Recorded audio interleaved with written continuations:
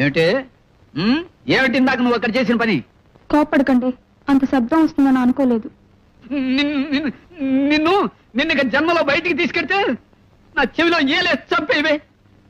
అంత మాట అనకండి. ఈల వేయటం నాకు మాత్రం ఇష్టమన్నా? ఏం చేయని చెప్పండి. ఎక్కువ సంతోషం కానీ బాధ కానీ కలిగినప్పుడు వేళ్ళు వాటంతటా అవే దగ్గర అవుతాయి, నోటి దగ్గరికి వెళ్ళిపోతాయి. లోపల నుంచి గాలి వస్తుంది, బయటికి శబ్దం వస్తుంది. ఇవన్నీ నాకు తెలియకుండానే జరిగిపోతాయండి. నా వల్ల కాదే.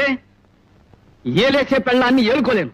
ఇవాళ రేపు వకీల్ గారిని కలిసి నీకు విడాకులు ఇచ్చేస్తాను. అంటే ఏంటండి? కోర్టు వారు నీకు నాకు ఇక ఏ సంబంధం లేదని కాగితం ఇస్తారు. అది